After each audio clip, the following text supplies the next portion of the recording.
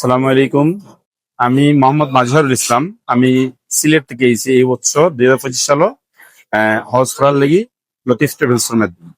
আমি আমার কিছু এক্সপিরিয়েন্স আপনাদের শেয়ার করতাম। প্রথমত হইলো, আমি যখন হজের লাগি আবেদন করার সময় আমি আমার ফ্যামিলি মেম্বার, আমার ওয়াইফ, আমার ছেলে 12+ আর আমার ইমিডিয়েট বড় বোন 4 জন সহ করছি। তাদের সাথে আমি শিরুভাইয়ের সাথে ডাইরেক্ট কথা কই, যেহেতু শিরুভাই আমার ভাইয়ের বন্ধু।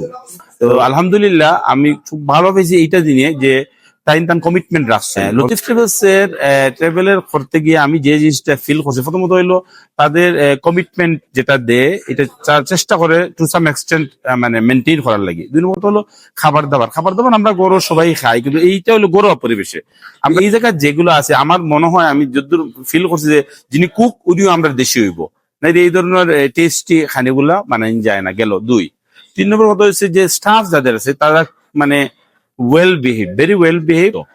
আমরা যেহেতু হজ খরচ আইতে গেলে আমাদেরকে একটা জিনিস মাথায় রাখতে হবে, আমার পার্সোনাল সাজেশন সেটা হলো আমরা যত টেন্ডার কম এজ আইতে পারি তত আমরা আমি ট্রাভেলস এর মধ্যে সাধারণত বিভিন্ন ট্রাভেলস এর মাধ্যমে আমরা শুনছি এর আগে, যেহেতু আমি চাকরিজীবী, আমি শুনছি বিভিন্ন জায়গায় বিভিন্ন ডবল ডিলিং করিলাই, কিন্তু লতিফ ট্রাভেলস আমি এটা পাইছি না। আমি একবারে মানে ফ্র্যাঙ্কলি করে আমি তাদের উত্তর উন্নতি চাই। 3 নম্বর কথা হলো তারা কমিটমেন্ট রক্ষা করে। তাদের আপনার যে হোটেলগুলা খুবই নাইস দিছে তারা, যেটা আমরা আইসি স্যাক্রিফাইসের লাগে এই জায়গায়। আমরা হজ যাতে সহজ হয় আর আল্লাহ কবুল করেন, যে আমি যদি নামাজই পড়তে না পারলাম তার আমার আইয়া লাভ কিটা। আমার ডিস্টেন্স যদি একটা ম্যাটার করে, আমার যদি রাখি দিয়ে অনেক দূরে, তাহলে আমি এই জায়গায় আইতে হলে আমার আরো বাড়তি আরো half an hour additional preparation নিতে হয়। তাদের মধ্যে আমার লাগে আমার এই প্রিপারেশনটা লাগেন না।